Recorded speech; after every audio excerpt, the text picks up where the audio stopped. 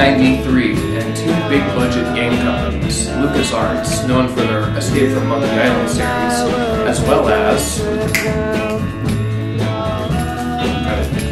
There's a little blackboard up there. You're wasting your time, Spirit. I've made up my mind that there is nothing that you can do to change it.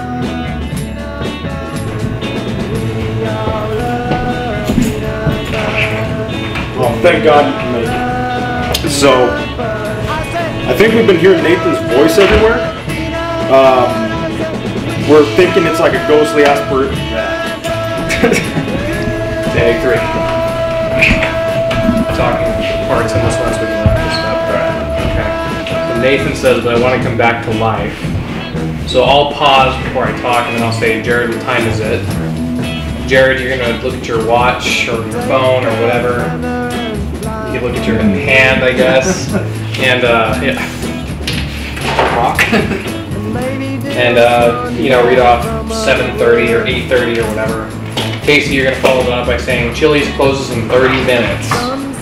And you got to say it with like a little bit of urgency. Yeah.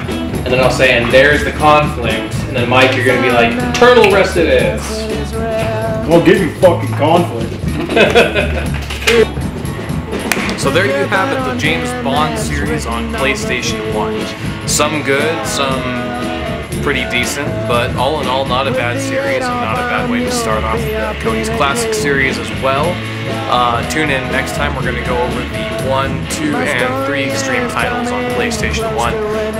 In case you haven't gotten the idea, we're going to be doing this in alphabetical order, so I don't know how long we're going to be doing this for. I mean, it would be really cool if we could actually get to the end of the PlayStation 1 library. Definitely no promises, as shit, I'll probably be doing this fucking show till I'm like 50 years old, so... But, yeah, I mean, let's see what happens. The original idea behind episode 19 was that I was going to review a plethora of Atari games. I think I had 250 in mind, and it was just going to be one after another 5 to 10 second reviews. We did shoot some live action scenes, and that's what I'm going to show you right now.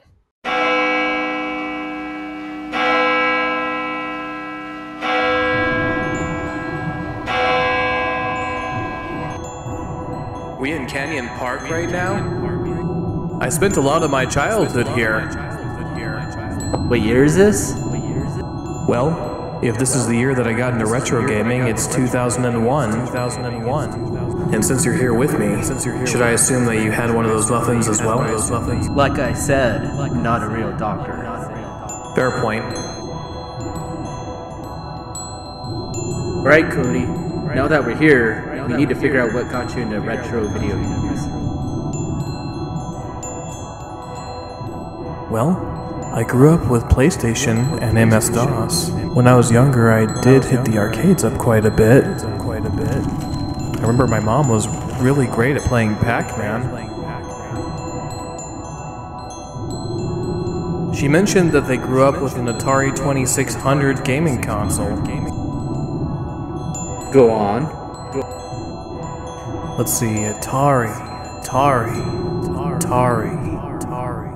I started playing Atari games in 2001. Is that how I got into retro gaming? 2 years later, I bought my first Atari 2600 from a collector's shop. It was 20 bucks, but it was broken, and my grandfather helped me fix it up. Next thing you knew, I was playing games like Berserk, Pole Position, Pac-Man, and Dr. Chang. I gotta be honest, I amassed quite a collection of Atari 2600 games. Can I see it? Yeah, but can we stay here a little longer first? Sure. My name is Cody Johnson, and I have this recurring dream about doors. I find myself walking around this strange town where the environment is pitch black. The town is so dark that you can't even see your own hand. As I walk, I come across a wooden handrail which leads down a staircase, and it's the only light around. I walk down the stairs, and there is a wooden door at the bottom. When I open the door, I am back in the town. But sometimes when I open the door, there is someone on the other side who intends to cause me harm. Sometimes I can see the buildings in the nighttime town, but it's always shrouded in darkness. The fear I feel causes me to panic while I sleep.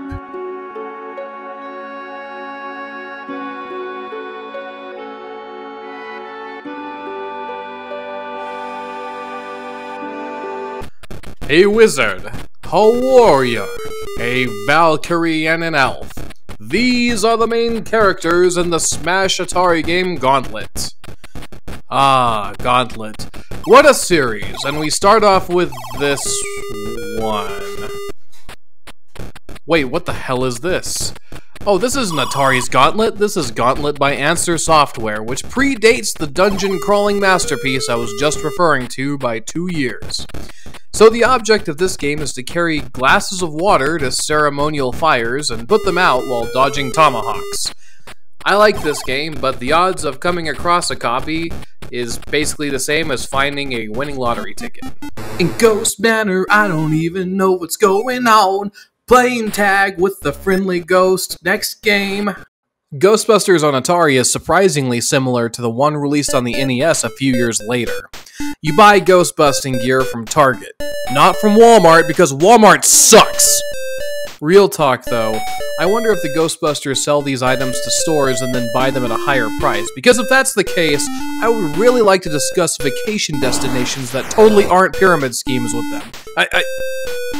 Right, the game review. What was I saying? Yes, you capture ghosts and make money until the EKG meter goes to 10,000, I believe, and I assume you go to the Zool building.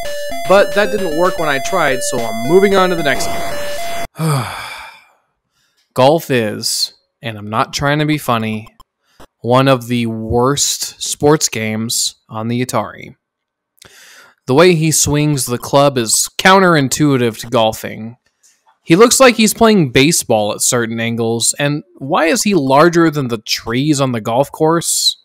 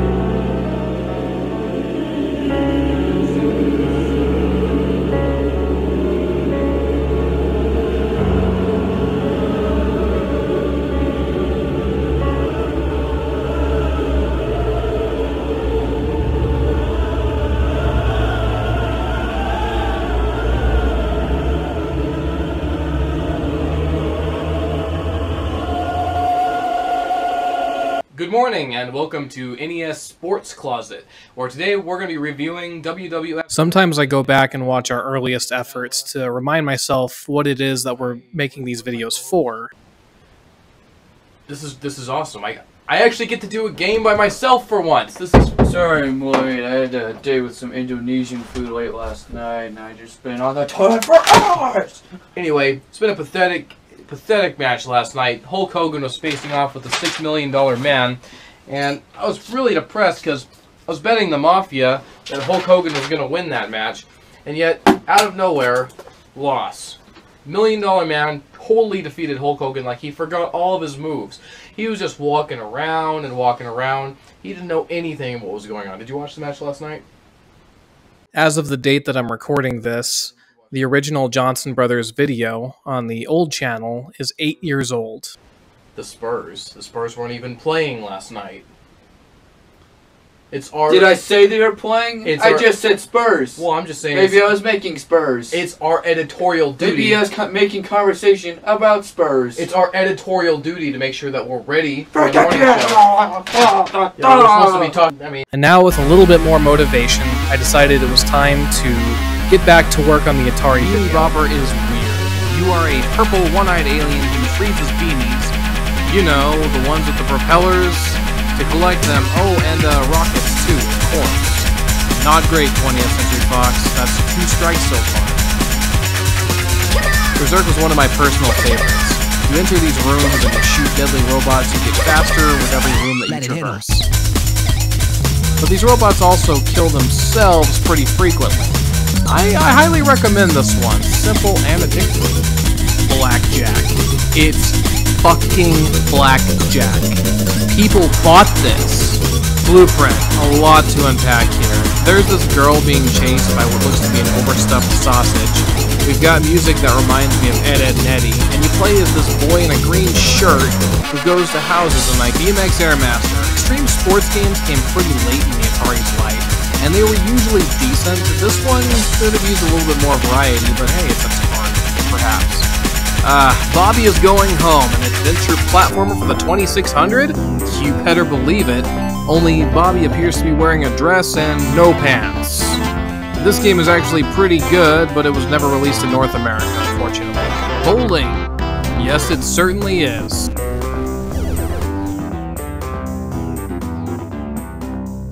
Boxing. You betcha. Brain Games is another one that came with its own controller. I'd just say skip it.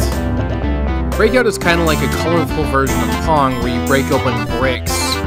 This one has some good variety in its other game variations, like the one where you can clear multiple bricks at a time for impatient people like me. Burger Time is an arcade classic. You appear to be the Pillsbury Doughboy running a health inspector's worst nightmare, where you walk over ingredients to make hamburgers while avoiding sausages and giant square things. Or you can instead be a baker like in Cakewalk, where you box cakes that come off of the conveyor belts. Don't drop one or the Mario-looking janitor comes and cleans up your mess. Why are the gingerbread men alive? That is super weird. Are they gingerbread men? I'm not even sure. Oh, and when you drop too many, you're shit-canned. California Games has very impressive graphics for Atari. Multiple colors, great use of shadowing and gradients. Not sure about the Hulk Hogan bald spot on this guy, but you play for keeps on a variety of West Coast You play for keeps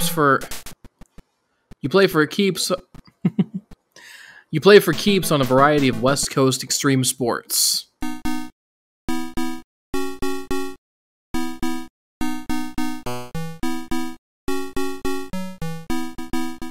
Unfortunately, my motivation was stifled once again with 2 events. One simply was all of the footage I recorded on my camera for the Atari episode was corrupt. I mean, aside from the preliminary things. And the unfortunate thing was there were several long segments talking about my Atari collection. The second event was my grandfather's passing. He was a good man. He was good to my family. Of course, I wasn't born yet. I was born in Coleman. But before that, folks lived in Palestine, you know. And old Uncle Frank, He married Daddy's sister. We called her Aunt Sally. Frank got Dad to move out East Texas. He lived in Palestine area down there. If you never forget about the people that you love after they pass, then they never truly die. I believe that.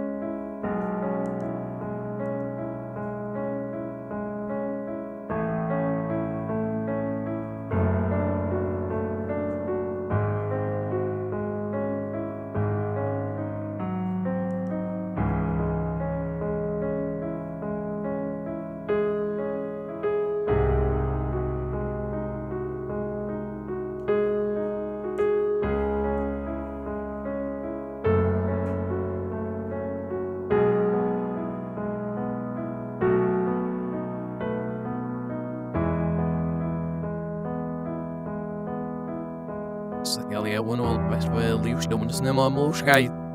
Sir, using this number, snum, ski was never said that it was make it. Are you wedding at your vet? When you wedding at your vet?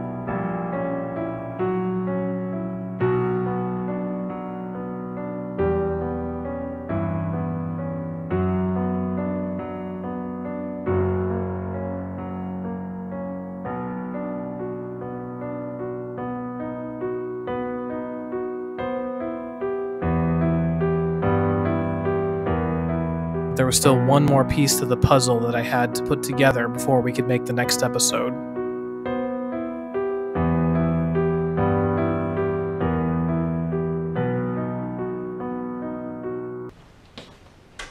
Hello! I know you missed me! Fuck! Now we gotta do that stupid review.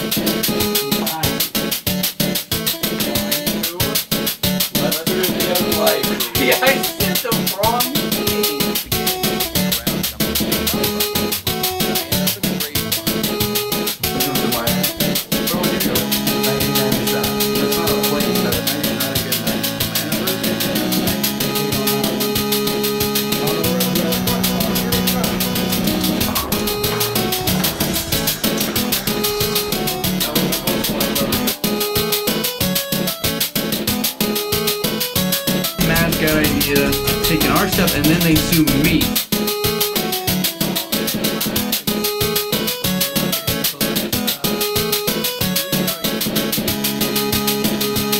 So we're keeping it topical. This review is what? Who are you? Do you not recognize your own brother and business partner?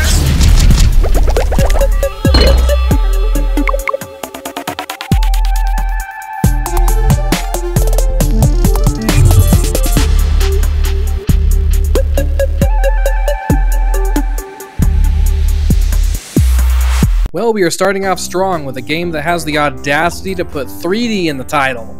But for what it is, you can have fun with it. You need to get 4 in a row instead of 3 like standard tic-tac-toe, and how you do it is really up to you. This game's okay. Adventure, yes, that is the name of the game. You play as a square, it appears, but to be fair, you need to use your imagination if you're going to get down on some 2600.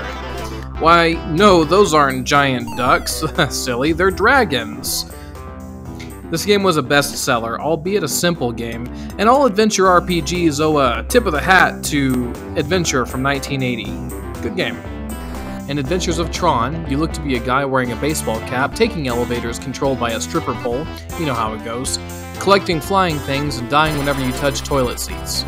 Not a great game. A holy grail of rare Atari games. There are rumored to have been as few as 25 ever produced, and has a peculiar T-handle blue cartridge, so be on the lookout for that. A complete in-box copy fetches over 30 grand. The game? It sucks. Especially when your shots go right through the enemies! Air Raiders, so Mattel made this game. They also made the competing in television console, so that's a good sign, right? This game is pretty much a 3D first-person plane shooter. It's one of Atari's first 2600 games. You shoot various aircraft from the ground and compete against a second player. I won every single time because no one wants to play this with me. This game's okay. Airlock, I have no idea what's going on. You get no time to do anything, and these moving anvil things, or whatever they are, slow you down before you know it, you're going under. Terrible game. Alien, well, if you know that your movie tie-in game is going to be bad, may as well turn it into a Pac-Man ripoff, right? 20th Century Fox should be ashamed of themselves for this one. Asteroids, it doesn't have vector graphics this time like the arcade, but it was the first 2600 game to have bank switching. When you pull the joystick down, you disappear and warp to a different place on the screen. Use with caution, of course, but good game, good game. Atari Video Cube. I never was good at solving Rubik's Cubes, but Atari Video Cube makes this experience fun, with this little dude who picks up colors and helps you move them around. He can't step on the same color that he's carrying, though, so keep that in mind. There are variations, like the one where you can't see the colors, but just do yourself a favor and skip that. Atlantis. IMAGIC made some good ones like Atlantis, where you use these 3 guns to destroy flying craft to protect the ocean city. There is also a much harder to find Atlantis 2, which only people who are finalists in the Defend the Ocean City contest got to keep.